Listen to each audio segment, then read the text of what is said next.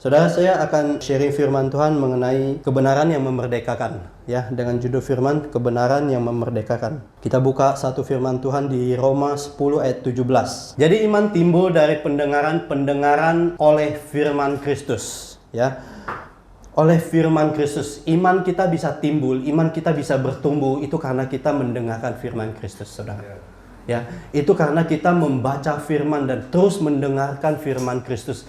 Dan firman Kristus itu adalah kebenaran, Saudara. Kebenaran yang memerdekakan setiap kita. Kebenaran yang kita dengar dan kita renungkan, kita baca dan kita renungkan itu membuat iman kita terus bertumbuh dari hari ke hari.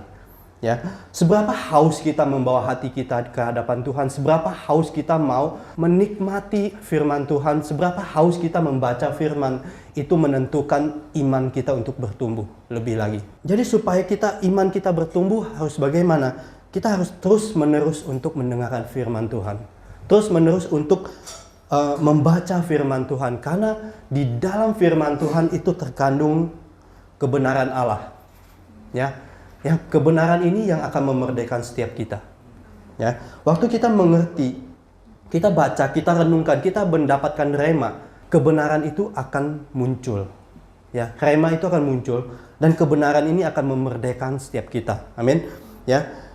Kita tidak pungkiri waktu kita hidup di dunia ini, banyak hal yang di dunia ini mempengaruhi hidup kita. Ya, banyak hal yang kita dengar di luar sana, ya, yang mempengaruhi hidup kita. Entah itu benar atau tidak, ya. Tetapi waktu kita mendengarkan terus sesuatu yang tidak benar, itu akan menjadi kebenaran. Ya. Karena sesuatu yang tidak benar, ya, ingat Saudara, sesuatu yang tidak benar kalau kita dengerin terus dan menerus itu akan menjadi satu kebenaran. Jadi kita harus hati-hati dalam mendengar. Kita harus bisa memilah apakah yang kita dengar ini adalah sesuai dengan firman Kristus. Apakah yang kita dengar ini adalah sesuai dengan kebenaran firman Tuhan. Karena apa yang kita dengar itu belum tentu benar, gitu. Dan kita harus bisa memilahnya. Tuhan kasih kita kehendak bebas, ya, untuk memilih apa yang kita dengar, apa yang kita respon, gitu. Apa yang kita dengar itu akan masuk ke dalam alam bawah sadar kita, ya. Itu akan membentuk pola pikir kita. Dan itu akan mempengaruhi apa yang kita lakukan. Tindakan apa yang kita akan ambil. Itu akan mempengaruhinya. Gitu. Ya, jadi apa yang kita bisa belajar bahwa kehendak bebas yang Tuhan berikan supaya kita bisa memilih mana yang bisa kita dengar dan mana yang kita tidak usah dengar gitu. Mana yang harus kita respon dan mana yang tidak perlu kita respon. Ya. Amin, Saudara. Kita buka satu firman Tuhan di Yohanes 8 ayat 30 sampai 36. Setelah Yesus mengatakan semua itu, banyak orang percaya kepadanya. Maka katanya kepada orang Yahudi yang percaya kepadanya, "Jikalau kamu dalam firman-Ku, kamu benar-benar adalah murid-Ku. Dan kamu akan mengetahui kebenaran itu akan memerdekakan kamu." Jawab mereka, "Kami adalah keturunan Abraham dan tidak pernah menjadi hamba siapapun. Bagaimana engkau dapat berkata, kami akan merdeka?" Kata Yesus kepada mereka, "Aku berkata kepadamu, sesungguhnya setiap orang yang berbuat dosa adalah hamba dosa. Dan hamba itu tidak tinggal di dalam rumah, tetapi anak tetap tinggal dalam rumah. Dan jadi apabila anak itu memerdekakan kamu, kamu pun benar-benar merdeka." Ya, amin. Ya. Jadi apa yang kita bisa belajar dari ayat ini? Kita bisa lihat di ayat 31 ya. Maka katanya kepada orang-orang Yahudi dan yang percaya kepada, "Jikalau kamu tetap di dalam firman-Ku, kamu benar-benar adalah murid-Ku. Dan kamu akan mengetahui kebenaran itu akan memerdekakan engkau." Amin. Ya. Jika kita tetap dalam firman-Nya Tuhan, dan firman Tuhan katakan bahwa kita adalah murid-Nya Tuhan. Ya.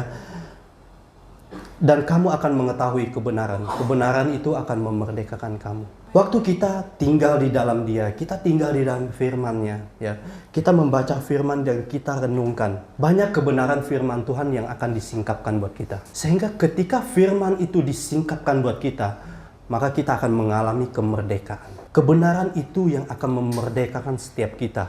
Amin, saudara. Kalau kita benar-benar adalah murid Tuhan, ya, kita harus mau luangkan waktu kita untuk baca firman. Ya, kita harus mau luangkan waktu kita untuk renungkan firman-Nya, ya. Karena firman-Nya itu adalah kebenaran. Kebenaran yang ingin Tuhan sampaikan buat setiap kita. Tuhan ingin memberkati kita lewat kebenaran firman itu. Jadi itu kuncinya, saudara. Waktu kita duduk di kaki Tuhan, ya, waktu kita luangkan waktu kita untuk membaca firman dan kita renungkan firman Tuhan. Kebenaran itu Tuhan mau singkapkan buat setiap kita. Ya, Tuhan mau sampaikan isi hatinya, Tuhan. Bagaimana kita bisa memperoleh kebenaran itu, ya. Kita percaya bahwa Tuhan yang kita sembah adalah Tuhan yang benar. Amin. Ya, Tuhan yang hidup. Amin. Tuhan yang hidup yang demikian gitu. Ya, yang mengadakan tanda-tanda ajaib, yang mengadakan tanda-tanda mukjizat. Bagaimana orang bisa kesaksian, bagaimana orang bisa sharing tentang pengalaman hidupnya, itu karena dia mengalami Tuhan, saudara. Kebenaran itu disingkapkan buat dia. Dia boleh mengalami kebenaran itu, sehingga kebenaran itu benar-benar memerdekakan kita. Jadi kuncinya, saudara, kita harus mengetahui kebenarannya, ya. Kebenaran yang firman Tuhan mau sampaikan buat setiap kita. Firman Tuhan bilang, jika kamu tetap di dalam firman-Ku, kamu benar-benar adalah murid. Murid itu seperti apa, ya? Murid itu dia, waktu kita pernah jadi murid, ya. Waktu kita sekolah, kita pernah jadi murid. Kita duduk di bangku sekolah, kita mendengarkan gurunya sharing, ya. Gurunya ngajar. Seorang murid yang baik itu dia menyimak. Betul nggak? Dia menyimak apa yang dibagikan oleh gurunya, apa yang diajarkan gurunya. Ya, dia menangkap semua yang diajarkan gurunya. Dia membawa telinga seorang murid untuk belajar. Waktu dia membawa telinga seorang murid untuk belajar, maka dia mendapatkan lebih. Maka dia mendapatkan berkat-berkat pengetahuan yang dibagikan oleh gurunya. Nah, demikian juga firman Tuhan bilang tadi, jikalau kamu tetap di dalam firman-Ku, kamu benar-benar adalah murid-Ku. Kalau kita benar-benar murid Allah, artinya kita harus tinggal di dalam firman-Nya. Kita harus tinggal di dalam firman-Nya. Kita harus hidupi firman-Nya. Kita dengarkan firman-Nya, kita baca dan kita hidupi firman-Nya. Karena seorang murid itu merespon, menangkap, meresap semua yang diajarin, lalu melakukannya. Ya, itu adalah seorang murid. Waktu kita sekolah aja, kita diberkati dengan pengetahuan yang luar biasa. Ya, pengetahuan tentang dunia. Kita bisa belajar dari situ. Tapi Tuhan yang adalah gembala kita, ya, Dia membagikan sesuatu yang adalah kebenaran. Ya, waktu kita merespon sebagai murid, kita mendengar apa itu menjadi kebenaran firman Tuhan dan kita mau meresponinya dan kita melakukannya. Saya percaya bahwa setiap kita murid-murid Tuhan yang meresponi firman Tuhan dan melakukannya, maka kita akan diberkati. Amin. Berkat yang berlimpah-limpah, ya. Amin, saudara. Kita buka firman Tuhan di Yohanes 10 ayat 1 sampai 11. Aku berkata kepadamu, sesungguhnya siapa yang masuk ke dalam kandang domba dengan tidak melalui pintu, tetapi dengan memanjat tembok, ia adalah seorang pencuri dan seorang perampok. Tetapi siapa yang masuk melalui pintu, ia adalah gembala domba. Untuk dia, penjaga membuka pintu dan domba-domba mendengar suaranya, dan ia memanggil domba-dombanya masing-masing menurut namanya dan menuntunnya keluar. Jika semua domba telah dibawanya keluar, ia berjalan di depan mereka, dan domba-domba itu mengikuti dia, karena mereka mengenal suaranya. Tetapi seorang asing pasti tidak mereka ikuti. Malah mereka lari daripadanya karena suara orang-orang asing tidak mereka kenal. Itulah yang dikatakan Yesus dalam perumpamaan kepada mereka. Tetapi mereka tidak mengerti apa maksudnya ia berkata demikian kepada mereka. Maka kata Yesus sekali lagi, aku berkata kepadamu, sesungguhnya akulah pintu ke domba-domba itu. Semua orang yang datang sebelum aku adalah pencuri dan perampok, dan domba-domba itu tidak mendengarkan mereka. Akulah pintu, barang siapa yang masuk melalui aku, ia akan selamat dan ia akan masuk dan keluar dan menemukan padang rumput. Pencuri datang hanya untuk mencuri dan membunuh dan membinasakan. Aku datang supaya mereka mempunyai hidup dan mempunyainya dalam segala kelimpahan. Akulah gembala yang baik memberikan nyawanya bagi domba-dombanya. Ini berbicara tentang Yesus, ya. Yesus adalah gembala yang baik itu. Dia mau menuntun kita, dia mau menggembalakan kita ke padang rumput yang hijau, ke air yang tenang. Gembala yang baik itu rela mengorbankan nyawanya. Dia rela meninggalkan surga, tahtanya, untuk turun ke bumi, menjadi serupa dengan kita. Supaya apa? Tuhan tidak datang untuk menghakimi kita, saudara. Tuhan datang untuk memberkati kita, saudara. Tuhan datang untuk menyelamatkan kita, saudara. Itu kebenaran yang harus kita tangkap. Itu kebenaran yang kita harus tahu. Jika kita tahu bahwa Tuhan datang bukan untuk menghakimi kita, bukan untuk menghukum kita, bahwa Tuhan datang untuk menyelamatkan kita. Detik waktu kita mengalami masalah, kita berani datang ke dalam tahta kasih karunia-Nya. Itu yang Tuhan kehendaki. Dan Tuhan mau memberkati kita dan memulihkan hidup kita. Itulah gembala yang baik. Tetapi pencuri datang untuk mencuri, membunuh, dan membinasakan. Itulah si iblis. Dia mencuri, membunuh, dan membinasakan. Tidak ada yang baik dari dia. Yang dia mungkin berikan kepada kita. Dan mungkin kalaupun orang dunia percaya ya, dia percaya dengan penyembahan berhala ya, dengan dan sebagainya ya. Itu mungkin dia kasih berkat, tapi itu tidak kekal ya. Tidak gratis, saudara. Dulu kita punya latar belakang yang bukan mengenal Tuhan. Kita juga tahu bahwa waktu kita hidup di dalam dosa, waktu kita hidup di dalam kegelapan, iblis itu menjanjikan sesuatu yang manis awalnya, tapi tujuannya itu mencuri, membunuh, dan membinasakan hidup kita, saudara. Tapi Yesus datang supaya kita mempunyai hidup dalam kelimpahan, ya, hidup kita yang diselamatkan Tuhan, ya. Itu kita betapa bersyukurnya anugerah Tuhan datang kepada kita. Bangsa Israel menolak, bangsa Israel adalah umat pilihan Allah, ya. Tapi dia menolak Allahnya sendiri, ya. Sehingga anugerah Tuhan itu boleh datang kepada bangsa-bangsa yang lain. Kita ini termasuk bangsa-bangsa yang lain. Dan kita bersyukur hari ini kita boleh mengenal Tuhan. Kita bersyukur bahwa Tuhan yang baik memberikan kita kesempatan untuk mengenal Dia. Betapa berterima kasihnya kita waktu kita merasakan bahwa ada Tuhan yang demikian, yang rela berkorban buat setiap kita, yang rela mati di atas kayu salib buat setiap kita, agar setiap kita mengalami kebaikan Tuhan, agar kita mengalami janji-janjinya, ya, amin. Jadi gembala yang baik, mungkin ada satu, saudara pernah lihat ada satu video ya, ada orang coba tes ya, itu ada kawanan domba di kandang ya, di kandang mereka lagi makan rumput gitu, dan ada pengunjung datang coba tes panggil domba-dombanya gitu, coba tes dengan suara mereka dan mereka panggil domba-domba itu, dan domba-domba itu ternyata nggak merespon, saudara, ya. Anehnya domba-domba itu tidak merespon satupun dari mereka. Tapi waktu gembala domba itu mendekati pagar domba itu ya, terus dia mulai memanggil domba itu satu persatu mulai meresponi dia. Satu persatu domba itu datang sama dia. Karena apa? Karena dia mengenal suaranya. Firman Tuhan bilang, domba-dombaku mengenal suaraku. Kalau kita adalah domba Allah, Dia adalah gembala kita yang baik. Yesus adalah gembala kita yang baik. Dan kita adalah domba-domba itu. Kita harus mau meresponi Dia. Ya, kita harus mau belajar baca firman. Ketika kita belajar baca firman, kita tahu, oh ini suara Tuhan. Kita jadi tahu, oh ini firman Tuhan. Gitu. Bayangkan kalau kita nggak pernah baca firman, ketika suara Tuhan itu datang, kita anggap ini suara apa ya? Suara hati saya atau suara setan gitu kan? Ya, kalau kita banyak dengerin suara setan, jadi suara setan yang muncul gitu. Tapi karena kita sering duduk di kaki Tuhan dan kita mau mendengarkan suaranya, kita baca firman-Nya, kita mengenal Dia. Ketika firman itu datang, ketika suara itu datang, oh saya tahu, ini adalah gembalaku yang memanggil. Demikian kita, itulah kita ya, sebagai domba Allah, dan Yesus adalah gembala kita yang baik. Dia mau menuntun kita, Dia mau membawa kita ke padang gurun yang hijau, ya, ke air yang tenang.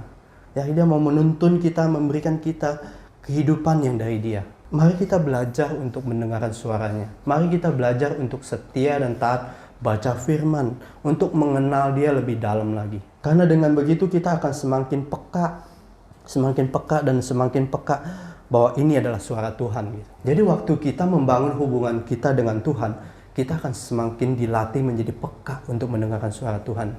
Ya, semakin peka, semakin tahu, oh ini suara Tuhan, oh ini bukan. Kita bisa pisahkan. Ketika kita mendengarkan suara Tuhan, yang terpenting adalah kita taat melakukan. Karena setiap kita dipanggil, diberkati untuk menjadi berkat. Ya, amin.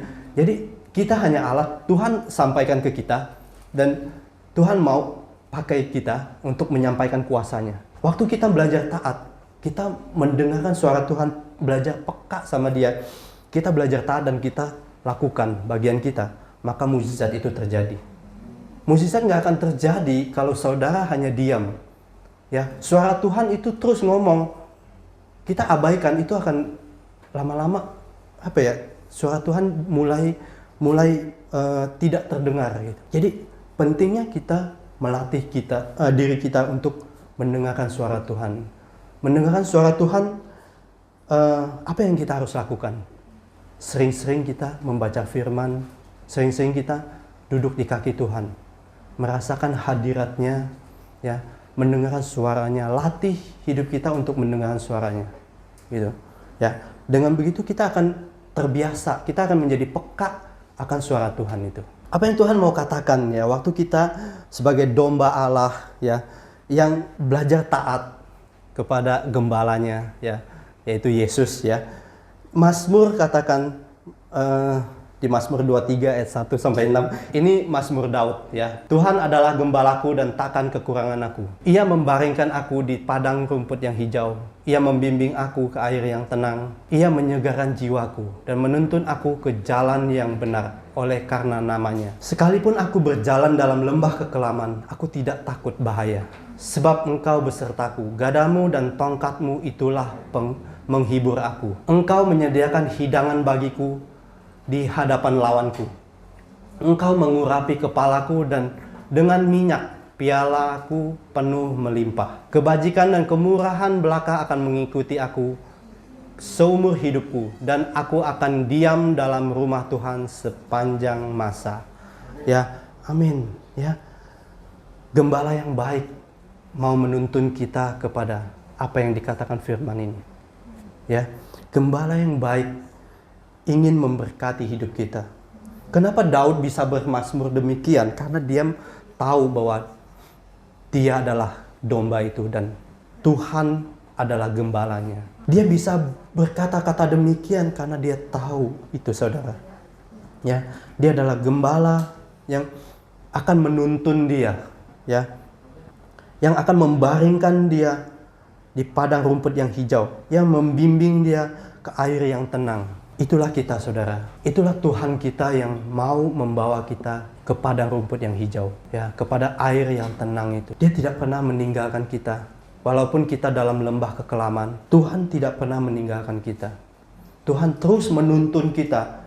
Waktu domba dikeluarkan, gembala itu nggak di belakang. Domba itu akan berjalan di belakang gembala. Ini kebenarannya firman Tuhan, saudara.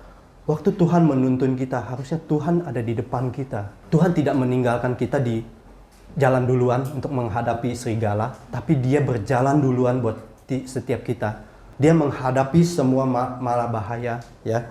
Dia mengusir serigala, ya, yang akan menerkam domba-dombanya. Itulah gembala kita, Yesus, saudara. Walaupun kita dalam masalah, walaupun kita dalam bergumul, dalam pergumulan kita, Tuhan tidak pernah meninggalkan kita, saudara. Apapun yang kita alami, saya percaya bahwa setiap kita punya pergumulannya masing-masing. Pergumulan kita masing-masing tidak akan melebihi kekuatan kita. Kita ada gembala yang menuntun kita, ya, gembala yang baik yang membawa kita waktu kita ngalamin pergumulan. Tuhan tidak pernah meninggalkan kita, saudara. Tuhan, Dia adalah gembala yang baik. Dia akan berjalan di depan kita dan menuntun kita, ya, mengalami janji-janji Tuhan, mengalami berkat-berkat kebaikan Tuhan. Terkadang kita sebagai domba, kitanya yang nggak taat, saudara. Bukan Tuhan tidak menuntun kita. Bukan Tuhan tidak pernah berbicara sama kita. Hadirat Tuhan itu selalu ada. Karena Tuhan itu maha hadir. Dan Dia selalu ingin bicara sama kita. Terkadang kita tidak bisa mendengarkan suaranya. Terkadang kita bilang, oh enggak Tuhan, saya bisa, saya sanggup. Oh Tuhan, saya Saya masih bisa. Kita berusaha dengan kekuatan kita. Kita berusaha dengan kemampuan kita. Saya mau jalan duluan Tuhan. Nggak usah saya digembalain. Terkadang domba yang demikian itu akan tersesat, saudara. Terkadang domba yang demikian itu akan diterkam duluan, saudara. Karena dia tidak mau berjalan di belakangnya. Gembala. Gembala yang agung, Yesus Kristus kita, Tuhan kita. Ya, amin. Mari kita belajar menjadi domba yang taat. Mari kita belajar untuk mendengarkan suaranya. Karena Tuhan yang adalah gembala kita itu ingin sekali memberkati hidup kita, ingin sekali melindungi kita, ingin sekali membawa kita ke dalam janji-janjinya, berkat-berkat kebaikan Tuhan, ya, untuk agar setiap kita mengalami itu. Jadi itulah kebenarannya firman Tuhan, saudara. Tadi kita baca di Yohanes ya, ayat 35, dan hamba tidak tinggal di dalam rumah, tetapi anak tetap tinggal di dalam rumah. Apabila anak itu memerdekakan kamu, kamu benar-benar merdeka. Amin, saudara. Bahwa Tuhan datang untuk memerdekakan kita. Tuhan datang untuk memulihkan kita. Tuhan datang tidak menghakimi kita. Justru dia ingin memberkati kita. Justru dia ingin menuntun setiap hidup kita. Kebenarannya adalah kita adalah anak. Anak adalah ahli waris. Tuhan adalah Bapa kita di surga. Itu adalah kebenarannya, saudara. Kenapa Tuhan mau memulihkan hidup kita? Karena Tuhan ingin memberkati hidup kita. Yang awal mulanya Tuhan menciptakan kita sempurna, saudara. Apa yang menghancurkan manusia? Apa yang membuat manusia itu jauh dari Tuhan? Adalah dosanya. Waktu iblis masuk ke dalam hidup manusia, waktu manusia meresponi iblis, Adam dan Hawa, ya, manusia pertama diciptakan sempurna, itu dari Tuhan. Tidak ada dosa, ya, tidak ada dosa. Tapi kenapa manusia mengalami kejatuhan? Itu karena dia meresponi si jahat. Waktu dia meresponi si jahat, dia meresponi apa yang dikatakan si ular. Hawa mulai metik buahnya, dia mulai nggak taat, ya. Dia mulai tidak mendengarkan suara Tuhan. Yang dia respon itu si iblis. Dia mulai termakan jebakan si iblis. Bisa nggak kita seperti itu? Bisa banget. Maka kita harus, supaya kita tetap di dalam Dia dan Dia di dalam kita, kita harus ada mau, ya. Kita harus mau dituntun, dibimbing sama Tuhan. Hari demi hari kita mau punya hubungan dengan Dia. Hari demi hari kita mau punya hubungan yang intim sama Dia, supaya kita tidak mengalami yang namanya tipu muslihat si iblis. Hawa yang manusia pertama aja bisa ketipu gitu. Apalagi kita manusia yang banyak kelemahannya, ya. Kita sangat butuh Tuhan, saudara. Kita domba yang sangat butuh gembala. Jadi dengarkan suaranya. Biarkan Dia menuntun hidup kita. Kenapa Tuhan memulihkan hidup kita? Ya, yang tadinya hamba, ya, kita diubahkan, diangkat menjadi anaknya. Supaya kenapa? Supaya setiap kita mengerti kita punya Bapa di surga. Kita punya Bapa di dunia yang memang nggak sempurna. Itu kenyataannya. Karena manusia banyak luka, banyak dosa. Orang tua kita nggak sempurna, saudara. Masih banyak melakukan kesalahan. Iblis pakai orang-orang untuk melukai kita, supaya kita juga melukai generasi berikutnya. Ini bahayanya kalau kita nggak sadar kita punya luka dan terus kita berjalan dan kita tidak mau dipulihkan, ya, itu kita akan melukai generasi berikutnya. Ya, generasi kita adalah generasi penentu. Ya, generasi yang mengenal Tuhan adalah generasi penentu. Kita tidak bisa mengubah masa lalu kita. Kita mau lahir dari keluarga yang seperti apa, ya. Kita tidak bisa memilih bagaimana orang-orang terdahulu di belakang kita ini harus memperlakukan kita seperti apa. Kita tidak bisa memilih hidup yang seperti apa. Tapi kita bisa merubah masa depan kita, saudara. Maka firman Tuhan bilang, yang lalu sudah berlalu, ya, yang baru sudah datang, ya. Detik kita mengenal Tuhan, detik kita menerima Tuhan sebagai Tuhan dan Juru Selamat kita, detik itu adalah penentunya.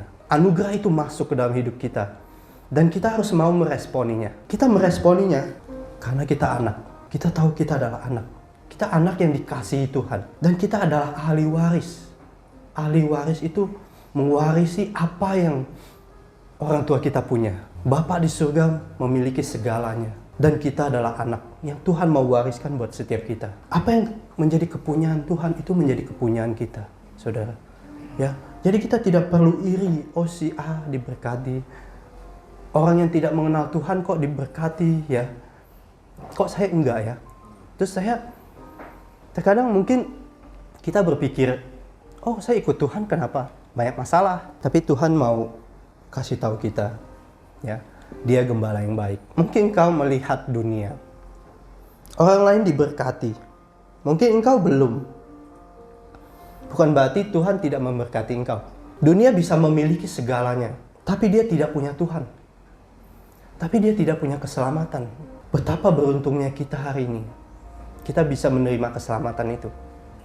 Kita bisa mengenal Dia Bapa yang baik. Kita bisa merasakan kasih Bapa yang demikian, yang bisa memulihkan hidup kita. Tuhan mengangkat kita dari hamba kepada anak, supaya kita berani datang kepada Bapa, seperti anak kepada bapaknya.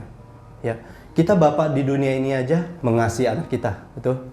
Ya, yang bapak-bapak di sini pasti tahu. Walaupun kadang ya, terkadang kita tidak tahu cara menyampaikan kasih itu seperti apa, tapi kita dalam lubuk hati itu kita mengasihi anak kita. Demikian juga orang tua kita. Mungkin kita tidak mendapatkan kasih itu, mungkin dulu kita kecil, ya, dipandang sebelah mata, atau mungkin kita tidak dianggap sebagai anak, ya, atau mungkin kita dipukul dan sebagainya, ya. Tapi saya percaya bahwa Bapa yang baik, Dia mau mengajar kita supaya hidup kita berhasil, supaya hidup kita diberkati. Tapi karena dia punya luka, cara menyampaikan dia juga akan melukai juga. Karena dia punya masa lalu yang buruk, dia akan melakukan hal yang buruk juga kepada anaknya. Gitu. Tapi kita bersyukur bahwa kita mengenal Bapa yang di surga adalah Bapa yang baik. Bapa yang mengasihi kita. Apa yang kita tidak dapat di dunia ini, Tuhan menyediakan. Apa yang kita tidak dapatkan dari Bapa dunia ini, kita bisa dapatkan dari Bapa kita di surga, saudara. Jadi waktu Tuhan ingin setiap kita mengerti bahwa kita adalah anak, berani datang ke dalam tahta kasih karunia-Nya. Ya, waktu kita berani datang ke dalam tahta kasih karunia-Nya, kita akan mengalami perjumpaan dengan Dia. Kita akan dipulihkan. Kita akan mengalami kasih-Nya. Dengan begitu kita akan disembuhkan. Dengan begitu kita akan dipulihkan. Luka-luka masa lalu yang kita dapat, Tuhan mau sembuhkan. Mungkin kita punya luka, kita tutupin. Terkadang, oh saya nggak punya luka, saya udah tutupin. Itu di luarnya kelihatan baik-baik aja. Tapi di dalamnya kita nggak tahu. Ya, rohaninya, hatinya yang luka, kita nggak tahu gitu. Ya, maka terkadang waktu firman Tuhan disampaikan, waktu kita memuji menyembah Tuhan, kita merasakan hadirat Tuhan, ya, atau kita ikut satu ibadah gitu ya, kita bisa merasakan bahwa Tuhan itu hadir, Tuhan menjamah hidup kita, dan kita merasakan kasih yang demikian. Kita bisa nangis-nangis, kita bisa teriak, ya. Itu menandakan bahwa kita punya luka, saudara. Ya, jangan abaikan luka yang kita punya, tapi kita harus buka dan kita bawa ke hadapan Tuhan, dan Tuhan mau sembuhkan kita. Kalau enggak, kita akan terus berjalan dengan luka. Waktu orang bersenggolan dengan kita, waktu orang memegang kita, menyentuh kita, kita akan merasakan sakit.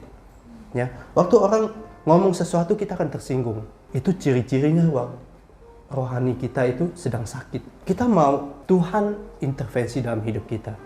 Biarkan Tuhan intervensi dalam hidup kita. Karena tujuan Tuhan datang bukan untuk menghakimi kita, bukan untuk menghukum kita, tapi kita diangkat sebagai anak supaya kita berani masuk ke dalam tahta kasih karunia-Nya. Kita diangkat sebagai anak supaya kita mendengarkan suaranya yang adalah Bapa yang baik. Kita mengerti bahwa kita adalah anak, kita adalah ahli waris, kita berhak datang kepada Dia, kita berhak meminta, ya, kita berdoa, kita minta kekuatan, ya, minta hikmat, minta pengertian, minta pewahyuan daripada Dia, minta Tuhan nuntun hidup kita, minta Tuhan pulihkan hidup kita, Ya, minta Tuhan memberkati hidup kita. Tapi kita harus, apapun yang kita minta, firman Tuhan ajarin kepada kita. Apa yang kamu minta, percayalah engkau sudah menerimanya. Ya, amin. Ya, itulah kebenarannya, saudara. Waktu kita minta bukan sebagai hamba, tetapi kita minta sebagai anak. Status kita berbeda. Kalau anak minta sama orang tuanya, kalau itu sesuatu yang tidak akan membahayakan hidupnya, dikasih nggak? Pasti dikasih, saudara. Tapi kalau kita minta sesuatu yang belum waktunya kita terima, Tuhan tidak ingin hidup kita, berkat yang Tuhan percayakan, berkat yang Tuhan berikan, itu menghancurkan hidup kita, saudara. Jadi apa yang kita harus lakukan? Firman di Matius 6 ayat 33. Saudara pernah mungkin sering baca ayat ini, ya.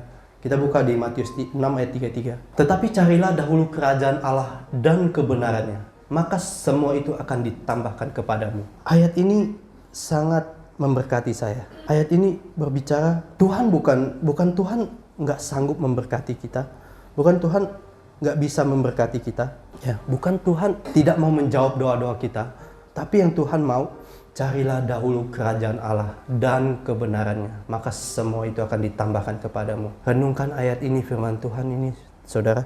Apa yang Tuhan bicara sama kita? Tuhan inginkan adalah hati kita, saudara. Hati yang dipulihkan, hati yang disembuhkan. Waktu hati kita dipulihkan, disembuhkan, kita akan siap menerima berkat Tuhan. Kita akan siap mengelola berkat Tuhan. Sehingga berkat Tuhan itu tidak membawa kita kepada kehancuran. Justru berkat Tuhan itu dipercayakan kepada kita supaya kita bisa menjadi berkat kembali. Kadang fokus kita salah, saudara. Fokus kita kepada berkatnya. Fokus kita kepada mukjizatnya yang kita kejar. Padahal dia adalah empunya, saudara.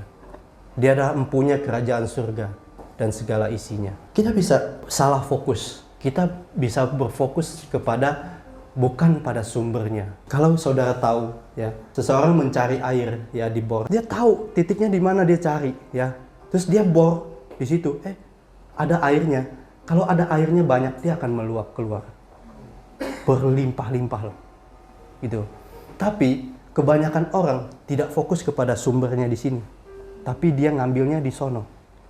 Keran yang jauh, ya, keran itu bisa disalurkan di mana aja. Sumbernya di sini bisa disalurkan ke blok mana, semuanya bisa. Tapi kebanyakan orang apa? Fokusnya di sana, karena airnya di sana, gitu loh. Tapi dia tidak fokus ke sumbernya di sini. Tapi kalau dia menemukan sumbernya di sini, dia tahu sumbernya di sini, maka dia mendekat kepada sumbernya, maka itu akan memberkati dia, lebih memberkati dia. Jadi waktu kita salah fokus, ya, yang kita kejar adalah berkat Tuhan, bukan kebenarannya, bukan kerajaannya. Waktu kita kejar mukjizatnya, ya, kita mengejar mukjizatnya atau nubuatan, itu nggak salah, saudara. Ya, memang nggak salah. Tapi Tuhan mau kita beriman. Tuhan yang kita sembah dengan Tuhan yang dia sembah, itu adalah Tuhan yang sama. Tuhan sanggup lakukan mukjizat di sana. Tuhan sanggup melakukan mukjizat di sini. Tuhan sanggup memulihkan dia. Tuhan juga bisa memulihkan saya. Kalau kita menemukan sumbernya, maka sumbernya akan meluap-luap. Tuhan ingin kita mencari dia, yang adalah sumbernya. Mukjizat belum tentu membuat orang itu bertobat dan berbalik sama Tuhan. Kita bisa belajar dari bangsa Israel. 10 kali Tuhan lakukan tanda ajaib kepada bangsa Mesir. Orang Israel tinggal di tengah-tengah mereka. Mereka tidak kenapa-napa. Mereka 10 kali melihat sendiri mukjizat demi mukjizat terjadi di situ. Itu tidak membuat bangsa ini sungguh-sungguh percaya sama Tuhan. Waktu Tuhan memakai Musa untuk membawa bangsa ini keluar dari kegelapan kepada terang, ya, dari penindasan Mesir kepada terang Kristus. Dia lewatin laut, sungai, ya, dia dibaptis di situ dan dia bawa ke padang gurun, ya, untuk lewatin semua itu, ya, supaya untuk menuju kepada tanah perjanjian Allah yang penuh dengan susu dan madu. Tapi apa yang bangsa ini lakukan? Mereka bersungut-sungut lagi, mereka berkeluh kesah lagi, tapi mereka tidak melihat Tuhan yang hidup sanggup melakukan segala sesuatu, yang menuntun mereka, ya, sebagai gembala yang agung menuntun mereka kepada janji Tuhan. Terkadang kita bisa salah fokus, saudara. Ya, kita bisa salah fokus. Kita melihat berkatnya, kita melihat mukjizatnya, tapi kita tidak melihat Allah yang adalah sumber berkat itu. Allah yang adalah sumber mukjizat itu. Ketika kita menemukan sumbernya, kita akan menikmatinya berlimpah-limpah. Jadi yang Tuhan mau, luangkan waktu mencari wajahnya, dan di situ Tuhan pulihkan hidup kita. Perjumpaan dengan Dia, ya, mengalami lawatan Tuhan. Di situ kita akan disembuhkan, dipulihkan. Waktu kita disembuhkan, dipulihkan, kita siap menerima berkat Tuhan. Dan berkat Tuhan itu tidak akan menghancurkan hidup kita. Jadi carilah sumbernya. Amin, saudara. Saya mau kita buka satu firman Tuhan di Matius 14:22-33. Ini tentang Yesus yang berjalan di atas air, ya. Sesudah itu Yesus segera memerintahkan murid-muridnya naik ke perahu dan mendahulinya ke seberang. Sementara itu ia menyuruh orang banyak pulang. Dan setelah orang banyak itu disuruhnya pulang, Yesus naik ke atas bukit untuk berdoa seorang diri. Ketika hari sudah malam, ia sendirian di situ. Perahu murid-muridnya sudah beberapa mil jauhnya dari pantai dan diombang-ambing gelombang karena angin sakal. Kira-kira jam 3 malam datanglah Yesus kepada mereka berjalan di atas air. Ketika murid-muridnya melihat dia berjalan di atas air, mereka terkejut dan berseru, "Itu hantu!" Lalu berteriak karena takut. Segera Yesus berkata kepada mereka, "Tenanglah, aku ini, jangan takut." Lalu Petrus berseru dan menjawab dia, "Tuhan, apabila Engkau itu, suruhlah aku datang kepadamu berjalan di atas air." Kata Yesus, "Datanglah." Maka Petrus turun dari perahu dan berjalan di atas air, mendapatkan Yesus. Tetapi ketika dirasakan tiupan angin, takutlah ia dan mulai tenggelam lalu berteriak, "Tuhan, tolonglah aku." Segera Yesus mengulurkan tangannya dan memegang dia dan berkata, "Hai orang kurang percaya, mengapa engkau bimbang?" Lalu mereka naik ke perahu dan angin pun redalah. Apa yang bisa kita belajar di sini, saudara? Waktu Petrus diminta Tuhan Yesus untuk datang, awalnya dia percaya bahwa itu adalah Tuhan. Karena dia fokusnya kepada Tuhan, maka dia bisa berjalan di atas air. Tapi ketika dia berjalan di tengah, dia merasakan sesuatu. Dia mulai berpikir, apa iya? Ini dia mulai rasa takut, merasa bimbang, gelisah. Dia melihat ada gelombang, dia mulai takut. Ketika kita takut, kita tidak percaya. Iman kita mulai goyah. Yang awalnya Petrus percaya bahwa itu adalah Tuhan yang suruh dia. Dia mau membuktikan bahwa itu adalah Tuhan. Dia turun, ya, dia meresponi firman Tuhan. Dia turun, dia meresponi Yesus, ya, dia turun, dia berjalan. Tapi ketika dia mulai ragu melihat badai, ya, diombang-ambing oleh badai, ya, dia mulai takut. Disitulah iman dia mulai tidak bekerja. Ya, dia mulai ragu-ragu. Ketika dia ragu-ragu dan bimbang, apa yang terjadi sama Petrus? Tenggelam, saudara. Ya, Tuhan mau ajarkan kita untuk fokus sama Dia, percaya sama Dia, tanpa ada keraguan, tanpa ada kebimbangan, tetapi kita sungguh-sungguh percaya, sehingga kita boleh mengalami sampai kepada Tuhan, sampai kepada janji Tuhan, terus berjalan dalam iman dan terus bertumbuh di dalam Dia. Saya kasih satu contoh analogi, ya. Kalau seorang pekerja itu dia fokus sama gajinya, dia bisa nggak bekerja dengan baik? Kayaknya enggak, ya. Yang dia lihat itu gajinya, yang dia lihat itu kapan gajian, ya, tanggal gajiannya kapan gitu, ya. Kok nggak gaji-gajian gitu. Sehingga dia nggak fokus sama kerjaannya. Kalau dia nggak fokus sama kerjaannya, otomatis kualitas pekerjaannya turun. Benar nggak? Ketika kualitasnya pekerjaannya turun, bos dia akan melihat, ini pekerjaannya nggak bagus. Kalau kita salah fokus seperti ini, saudara. Tapi kalau kita berfokus kepada yang benar, bahwa pekerjaan saya itu membawa kemuliaan buat Tuhan. Ya, saya bekerja, saya melayani, apapun yang saya lakukan itu untuk kemuliaan Tuhan. Saya hidup, saya ada, segala yang kepunyaan saya adalah buat kemuliaan Tuhan. maka kita tidak akan berfokus kepada yang salah. Waktu kita berfokus kepada yang salah, maka tidak akan mengalami berkat dan janji Tuhan. Waktu seseorang bekerja, dia bekerja dengan giat, dia tahu bahwa dia dipanggil di situ, dia bekerja di situ untuk menjadi berkat, membawa terang di situ. Orang-orang melihat Kristus di dalam dia, maka Tuhan akan melihat hatinya, bahwa hatinya itu terpaut sama Tuhan. Waktu kita sungguh-sungguh belajar, kita bukan fokus sama nilainya, kita akan mendapatkan nilai yang baik. Terus yang kita pikirin bagaimana nilainya supaya baik apa dan sebagainya. Justru kita salah fokus. Belajar aja gitu loh. Lakukan aja bagian kita. Kerjakan yang terbaik yang bisa kita lakukan. Karena di situ kita akan membawa kemuliaan buat Tuhan. Ya. Dengan begitu promosi ya akan kita alami. Kenaikan gaji kita akan alami. Waktu kita berfokus sama Tuhan.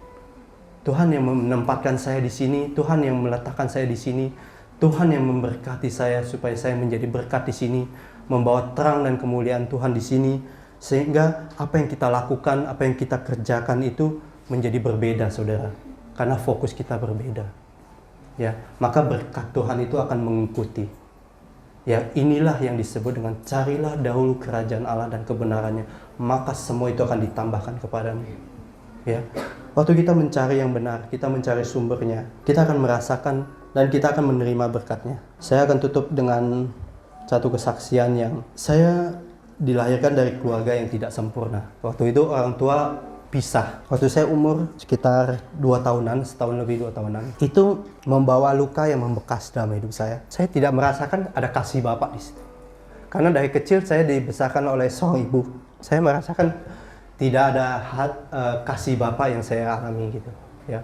Tapi waktu saya mengenal Tuhan, Tuhan memulihkan kita itu berproses, ya, tidak langsung. Waktu kita ikut Tuhan, terus kita ngalamin Dia, Tuhan terus pulihkan kita. Dari hari ke hari Tuhan sembuhkan, Tuhan pulihkan, Tuhan lawat kita, Tuhan perban luka kita, Tuhan kasih obat dan Tuhan sembuhkan. Begitulah kita, ya. Kita tidak pungkiri bahwa kita punya latar belakang yang berbeda-beda. Kita punya luka yang berbeda-beda. Gitu. Tapi harus kita sadari bahwa kita punya luka. Ya. Waktu kita punya luka, kita harus mau datang sama Tuhan yang dapat menyembuhkan kita. Waktu kita sakit, kita sadar kita punya keluhan, kita punya sakit. Kita harus datang kepada dokter. Betul? Ya, untuk disembuhkan. Sama, waktu hati kita punya luka, hati kita punya kepahitan dan sebagainya, kita harus datang sama Tuhan. Kalau Tuhan bilang ampuni, kita harus ampuni. Belajar lepaskan pengampunan. Pengampunan itu bukan untuk membebaskan orang yang menyakiti kita, melukai kita, tetapi pengampunan yang kita berikan supaya Tuhan pulihkan kita. Ya, Tuhan berbicara sama kita. Tuhan mau beresin hati kita. Tuhan mau pulihkan hidup kita. Supaya kita menjadi satu pribadi yang lebih baik, ya, pribadi yang gambaran tentang Kristus yang seutuhnya, ya, amin ya. Waktu kita berfokus kepada yang salah, ya, justru kita akan semakin serupa dengan Dia, ya. Maksudnya waktu kita berfokus kepada yang salah, ya, berfokus kepada sesuatu yang tidak sempurna, maka kita akan semakin serupa dengan Dia. Waktu saya mengalami itu, saya bilang kepada diri saya, nanti one day nanti saya akan nikah. Saya tidak mau seperti papa saya. Saya tidak mau seperti orang tua saya. Di sesi itu Tuhan bicara bahwa fokus saya salah. Kalau kamu bilang kamu tidak mau sama seperti orang tua kamu, berarti kamu tidak bisa mengampuni dia. Kamu belum bisa melupakan semuanya.